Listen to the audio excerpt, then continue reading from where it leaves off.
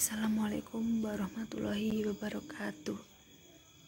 Jumpa lagi di channel YouTube Pendidikan Bahasa dan Sastra Indonesia angkatan 2019 dari STKIP PGRI Ponorogo.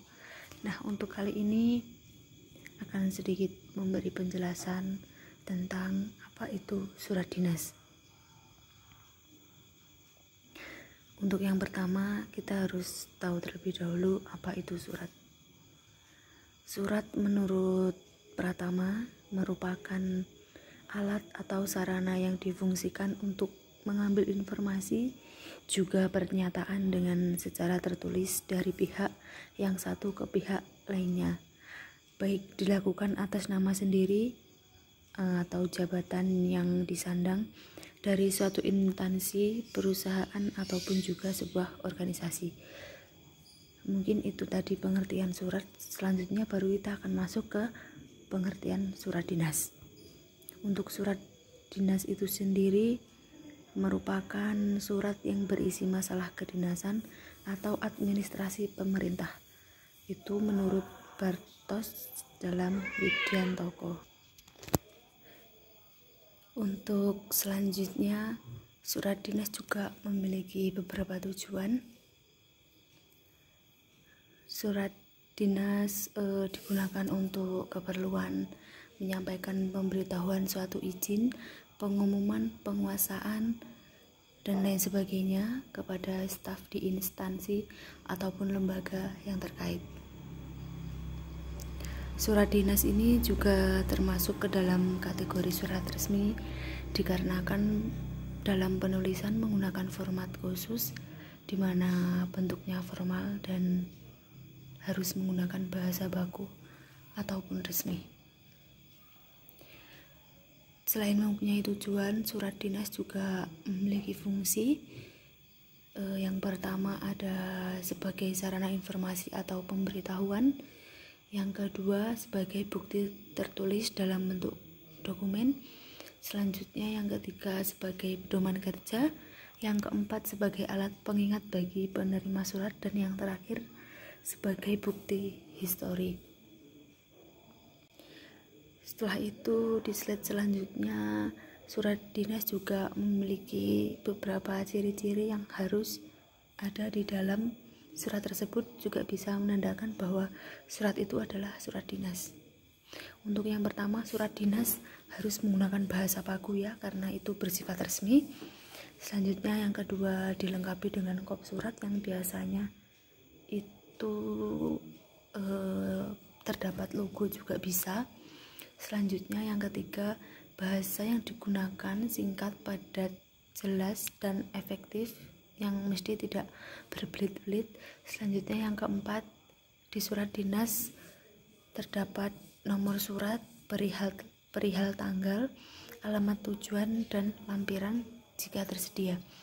Selanjutnya di poin nomor 4 disertai cap atau stempel dari lembaga pembuatnya. Selanjutnya yang terakhir disertai salam pembuka dan salam penutup sebagai bentuk kehormatan ataupun sebagai bentuk kesopan santunan. Selanjutnya dalam penulisan surat dinas pun harus memenuhi beberapa syarat karena surat dinas merupakan surat yang resmi.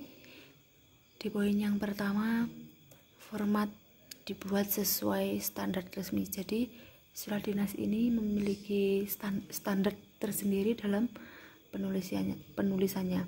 Selanjutnya yang kedua, isi yang dimuat harus singkat, padat, dan jelas. Jadi dalam isinya ini harus langsung to the point gitu.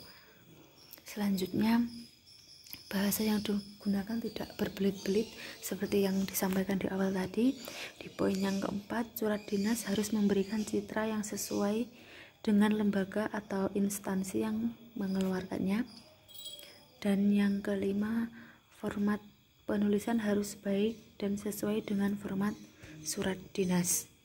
Selanjutnya ada struktur surat dinas. Jadi surat dinas ini memiliki beberapa struktur atau rangkaian penulisannya ya. Untuk yang pertama, kepala atau kop surat. maaf ada ketipuan sedikit ya dalam penulisannya, mohon dimaklumi. Selanjutnya di poin nomor 2 ada nomor surat, poin 3 ada tanggal pembuatan surat, yang selanjutnya ada lampiran atau hal, yang kelima ada alamat tujuan, dan yang keenam ada salam pembuka sebagai tanda kesopanan tadi. Selanjutnya yang ketujuh adalah isi surat yang harus langsung to the point dan tidak boleh berbelit-belit bahasanya. Yang kedelapan ada salam penutup. Yang kesembilan jangan lupa tanda tangan pengirim surat ya, ini adalah yang terpenting. Selanjutnya yang ke-10 tembusan. Jadi tembusan ini bisa dikasih, bisa juga tidak. Selanjutnya surat dinas memiliki beberapa macam. Yang pertama ada surat pemberitahuan, kedua ada surat kuasa, ketiga ada surat undangan, setelah itu ada surat memo atau nota dinas, selanjutnya ada surat keterangan, dan yang terakhir ada surat pengantar. Dan ketambahan lagi ada surat edaran dan juga surat instruksi. Nah, ini dapat dilihat contoh surat dinas pemberitahuan tentang ujian online. Nah, ini di sini ada kop surat, ada kepalanya, terus ada logo, nomor juga sudah tertera, lampiran juga, hal juga ada, terus ini isinya sudah terdapat isi. Selanjutnya ada tanggal pembuatan, ada tanda tangan yang bersangkutan. Nah, untuk yang tembusan ini sudah sedikit disinggung ya tadi, tembusan bisa ada juga, nggak ada juga tidak apa-apa. Nah, mungkin itu tadi sedikit tentang apa itu surat dinas. Ada kurang lebihnya mohon dimaafkan. Sekian, wassalamualaikum warahmatullahi wabarakatuh.